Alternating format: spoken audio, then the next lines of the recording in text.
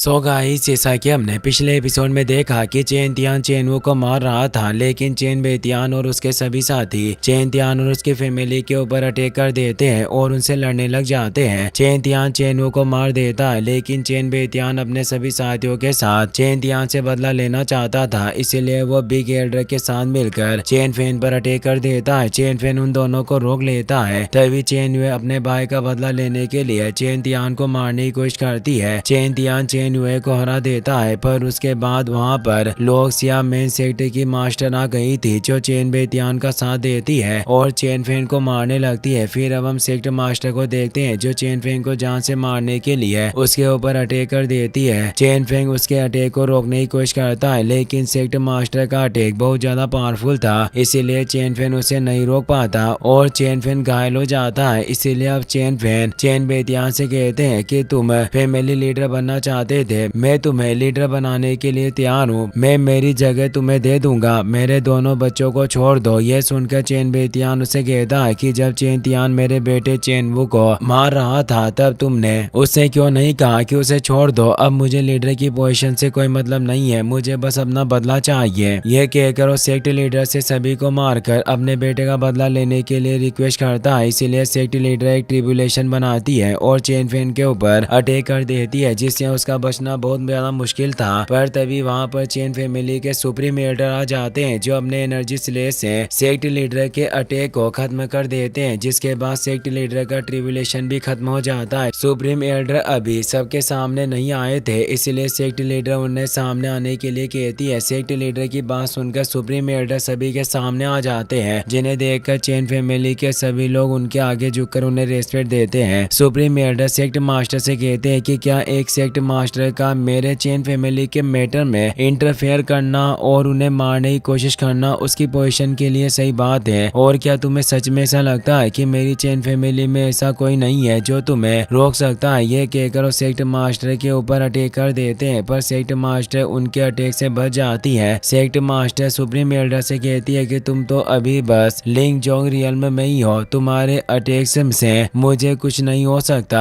यह सुनकर supreme Elder कहते हैं कि चाहे मैं अभी तक मार्शल किंग रियल्म तक नहीं पहुंच सका हूँ, लेकिन मैं अपनी करंट डिस्टेंस से भी तुम्हारे साथ कई दिनों तक लड़ सकता हूँ। क्या तुम अपनी होना डिसिबल को नहीं बचाना चाहती। यह कहकर सुप्रीम एल्डर चेन फैमिली के सभी मेंबर्स जो उनकी साइड थे उनसे लड़ने के लिए तैयार होने को कहते हैं। दरअसल सेक्ट मास्टर चेन यूए के लिए वहाँ आई थी, क्योंकि चेन यूए एक ड्यूअल कल्टिवेटर थी और आगे जाकर लोक्सिया सेक्ट का नाम रोशन कर सकती थी। पर अब सुप्रीम एल्डर सेक्ट मास्टर को डराते हैं कि तुम्हें मैं आराम से रोक सकता हूँ और मेरे फैमिली मेंबर्स आराम से तुम्हारी डिसिबल को जान से मार सकते हैं। अगर तुम उसे बचाना चाहती हो तो उसे लेकर यहाँ से चली जाओ। सुप्रीम एल्डर की बात सुनकर सभी लोग लड़ने के लिए तैयार हो जाते हैं, जिसे देखकर सेक्ट मास्टर सुप्रीम एल्डर से कहती है कि क्या तुम मुझे डराने की कोशिश कर रहे हो। तो अब सुप्रीम एल्डर कहते हैं कि जब तुम मुझसे लड़ोगी तो तुम्हें पता चल जाएगा कि मैं बस बोल नहीं रहा, मैं और मेरी फैमिली तुम्हारी डिसिबल को खत्म कर सकती है। ये सब सुनकर सेक्ट मास्टर को सोचती है और पीछे हटने के लिए तैयार हो जाती है। वो सेक्ट मास्टर से कहती है कि तुम अपनी चेन फैमिली के मैटर्स को सॉल्व करो, लेकिन मैं अपनी डिसिबल चेन वे को सेव रखना चाहती हूँ। ये सुनकर सुप्रीम एल्डर कहते हैं कि चेन वे जैसी धोखेबाज फैमिली मेंबर को मैं मेरी फैमिली से बाहर निकालता हूँ, इसे यहाँ से लेकर चली जाओ। ये सुनकर सेक्ट लीडर चेन वे के चारों ओर एक बैरियर बना देती है और अब चेन वे उसे बाहर नहीं आ सकती थी। पर वो सेक्ट मास्टर से पूछती है कि अब मेरे डेड का क्या होगा। सेक्ट मास्टर चेन वे को बचाने के लिए चेन बेतियान को सुप्रीम एल्डर के हवाले कर रही थी, इसीलिए अब सेक्ट मास्टर चेन वे से कहती है कि मुझे तुम्हें बचाने के लिए अपना वादा तोड़ना पड़ रहा है, क्योंकि अगर मैंने सुप्रीम एल्डर से लड़ाई की तो चेन फेन तुम्हें मार देगा, तुम चेन फेन को नहीं हरा सकती। इसीलिए तुम इस दिन को याद रखना और जब तुम इस काबिल हो जाओ कि अपना बदला ले सको, तब तुम चेन फैमिली से अपना बदला ले लेना। तुम स्ट्रॉन्ग बनकर ही अपने भाई और डेड का बदला ले सकोगी। तभी अब सुप्रीम एल्डर चेन फेन से चेन बेतियान को सजा देने के लिए कहते हैं, इसीलिए चेन फेन आगे बढ़कर चेन बेतियान के पास जाता है। चेन बेतियान चेन फेन से कहता है कि तुम कितनी भी कोशिश कर लो, चेन फैमिली जरूर खत्म होगी और तुम कुछ भी नहीं कर सकोगे। चेन फेन चेन बेतियान को नहीं मारना चाहता था, लेकिन अब चेन बेतियान चेन फेन से कहता है कि जल्दी से मुझे मारो और अपना काम पूरा करो। चेन बेतियान चेन फेन और उसकी फैमिली को खत्म करने की बात कर रहा था और उसे अपने किए पर कोई पछतावा नहीं नहीं था, इसीलिए अब चेन फेन को न चाहते हुए भी चेन बेतियान को मारना पड़ता है। और ये सब चेन यूए के सामने हो रहा था, जिसे देखकर वो बहुत ही ज्यादा दुखी होती है और चेन फैमिली से अपने डैड और भाई की मौत का बदला लेने का डिसाइड करती है। वो उनसे कहती है कि 5 साल के अंदर मैं पूरी चेन फैमिली को जमीन पर लेकर आ जाऊंगी। तभी अब सेक्ट मास्टर अपने सभी डिसिपल्स को लेकर वहां से चली जाती है, लेकिन अब चेन तियान भी अपने आप से वादा करता है कि वो चेन यूए से अपनी फैमिली को बचाएगा और जब तक वो है तब तक चेन यूए उसकी फैमिली का कुछ नहीं बिगाड़ सकती। इसके बाद अब सुप्रीम एल्डर सभी लोगों से कहते हैं कि चीफ कल्प्रिट मर चुका है और अगला नंबर बिग एल्डर का है, क्योंकि उसने भी चेन बेतियान की मदद की और फैमिली में बगावत की शुरुआत की। यह सुनकर बिग एल्डर सुप्रीम एल्डर के आगे आकर घुटने टेक देता है और उनसे कुछ कहने की परमिशन मांगता है, इसीलिए सुप्रीम एल्डर से बोलने की परमिशन दे देते हैं। बिग एल्डर चेन फेन से कहता है कि मैंने चेन बेतियान के साथ बगावत की क्योंकि हमें ज्यादा पार्ट्स चाहिए थी। इस दुनिया में हर किसी को ज्यादा पार्ट्स की चाह होती है, हर इंसान एक दूसरे से आगे निकलना चाहता है और सबसे ज्यादा पावरफुल होना चाहता है। बिग एल्डर चेन फेन से कहता है कि अपने आप से पूछो कि क्या तुम सच में इस लीडर की पोजीशन के लायक हो। ये कहकर वो खुद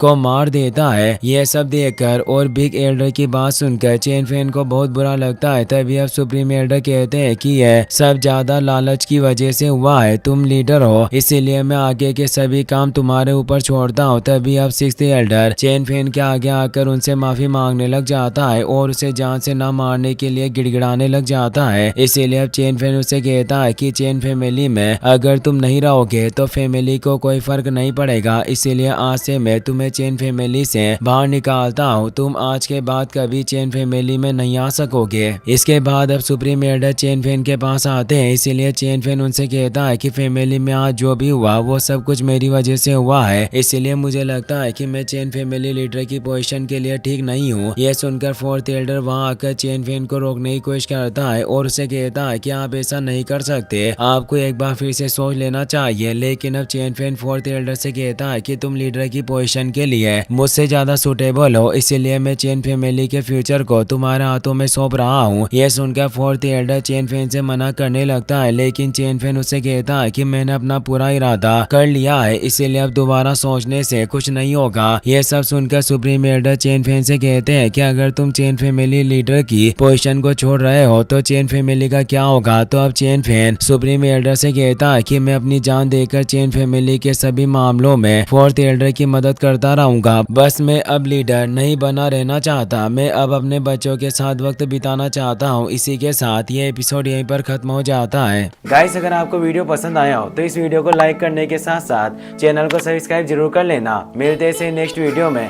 थैंक्स फॉर वॉचिंग।